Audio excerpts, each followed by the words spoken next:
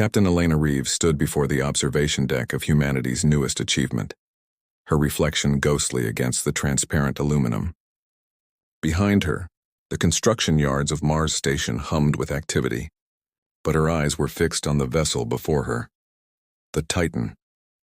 It stretched across 3 kilometers of space, its hull a masterwork of human engineering that had taken 12 years to complete.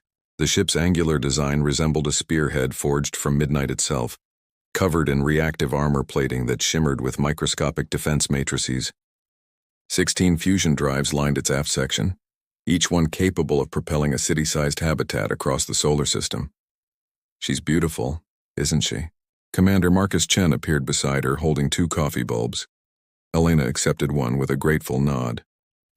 Beautiful and terrifying. Do you think we're ready for this? Ready? Marcus chuckled. Captain, we've been preparing for first contact since we picked up those signals from Proxima Centauri 8 years ago. The Galactic Council has been watching us, waiting to see if we're worth their attention. Elena knew he was right. The mysterious broadcasts had changed everything. Humanity had learned they weren't alone, but the aliens had made their position clear. Prove your worth or remain isolated. The message had been simple but profound. Show us what defines you. The Titan was humanity's answer. Final systems check complete. Captain. Lieutenant Sarah Park's voice crackled through her comm unit. All 600 crew members are aboard. The quantum drive is calibrated. We're ready for departure. Elena took a deep breath. Somewhere beyond the stars, an audience of alien civilizations waited. The Galactic Council consisted of 17 species, each one having earned their place through demonstrations of technological prowess, cultural achievement, or military strength. Humanity had chosen to showcase all 3. The Titan wasn't just a warship. It was a statement. Its weapon systems included particle beam arrays capable of splitting asteroids, electromagnetic pulse cannons that could disable entire fleets, and the crown jewel, a gravitational lance that could bend space itself. But beneath its armored exterior lay laboratories, cultural archives, and diplomatic chambers. The ship was a fortress, a research vessel, and an embassy combined into one magnificent creation. All hands, this is Captain Reeves, Elena announced across the ship-wide channel. Today we make history. Today we show the galaxy what humanity stands for. We are explorers and warriors, dreamers and builders. We are Earth's children, and we carry her spirit into the stars. Prepare for departure. The crew erupted in cheers that echoed through the corridors. Elena could feel their excitement, their nervousness, their pride. 600 souls representing every continent, every culture, every hope that humanity possessed. The Titan detached from Mars Station with graceful precision. Its thrusters fired in perfect sequence, each burst of plasma calculated to the microsecond. As the ship cleared the construction yards, Elena gave the order she'd rehearsed 1,000 times. Engage quantum drive. Destination Proxima Centauri. Reality twisted. The quantum drive wasn't faster than light travel in the traditional sense. Instead, it folded space around the ship, allowing it to step between points in the universe like walking through doorways. The view outside transformed from the familiar red surface of Mars to a kaleidoscope of colors as they entered quantum space. Inside the ship, the crew felt only a slight vibration. The inertial dampeners were working perfectly. Transit time to Proxima Centauri, 14 hours, Marcus reported. All systems nominal. Elena allowed herself a moment of relief before turning to her tactical officer. Lieutenant Kim, what's our intel on the Council's gathering point? Lieutenant David Kim pulled up holographic displays showing their destination. The rendezvous is at the Nexus, a neutral station orbiting Proxima Centauri's 3rd planet. Long-range sensors show approximately 47 vessels in the area, representing all 17 Council species. There's also significant debris. Looks like they've been conducting demonstrations. Demonstrations? Elena frowned. Combat trials, cultural performances, technological showcases. From what we've gathered, each species presents their best achievements. The Council judges whether newcomers deserve membership or should remain isolated. The weight of that word hung in the air. Isolated. Earth had intercepted reports of species deemed unworthy. Their worlds quarantined, their development monitored but never aided. Humanity had one chance to prove themselves, and failure meant centuries of loneliness among the stars. Captain, incoming transmission, Sarah announced suddenly. It's from the Nexus. They're broadcasting on all channels. Put it through. The holographic display materialized before Elena, showing a creature unlike anything in Earth's evolutionary history. Its body was crystalline, constantly shifting colors with geometric patterns flowing across its surface. When it spoke, the translation matrix struggled to keep up. Human vessel designated Titan, you are recognized. You have 14 standard hours to reach the Nexus. Upon arrival, you will present your species' worth before the Galactic Council. Be warned. We have witnessed the rise and fall of 1,000 civilizations. Impress us or join the forgotten. This is Speaker Jarkon of the Council Presidium. The transmission ended abruptly.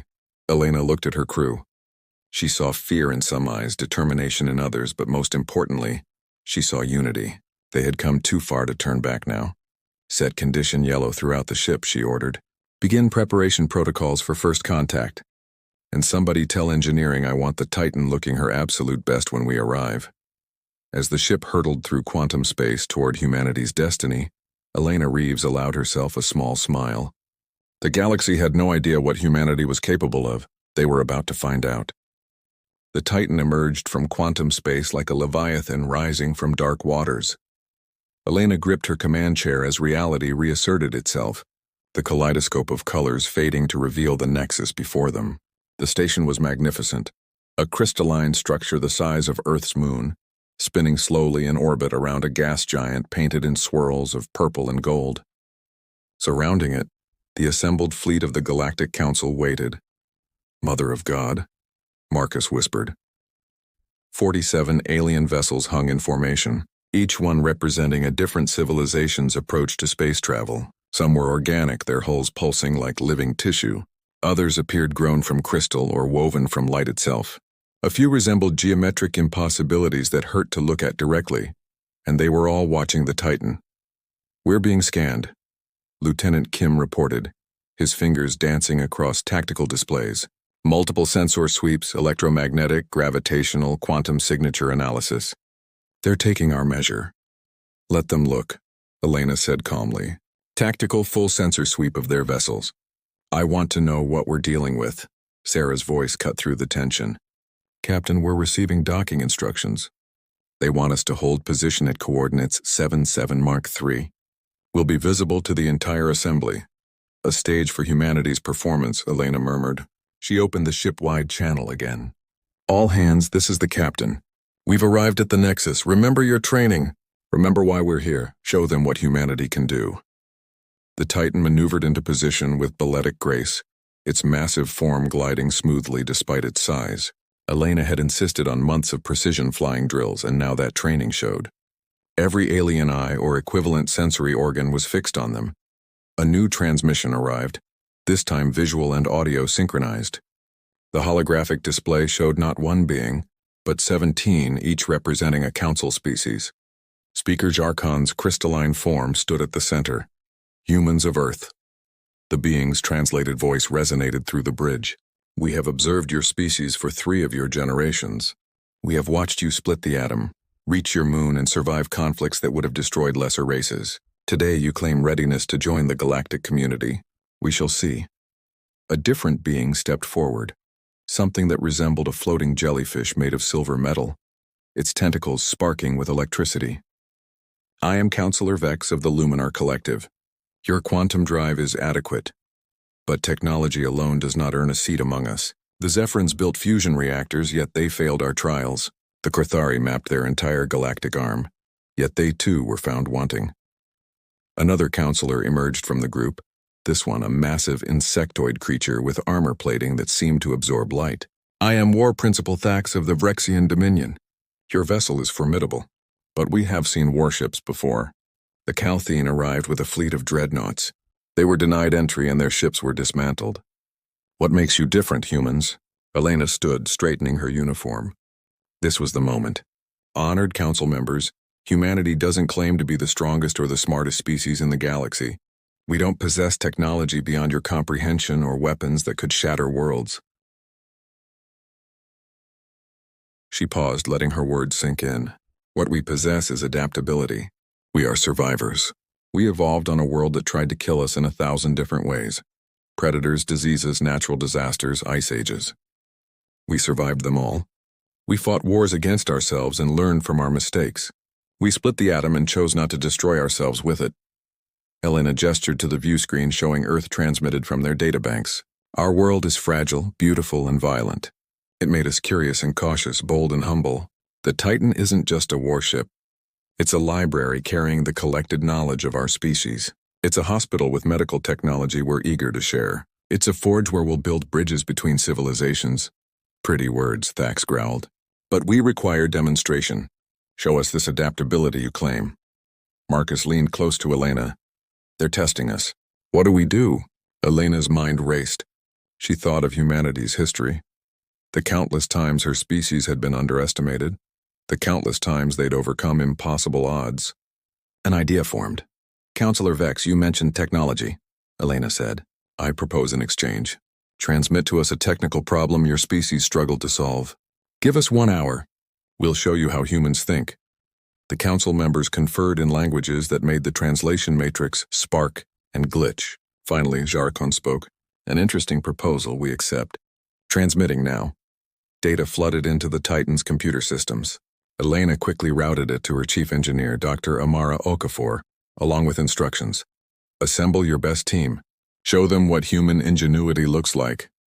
While the engineering team worked, Elena ordered another demonstration.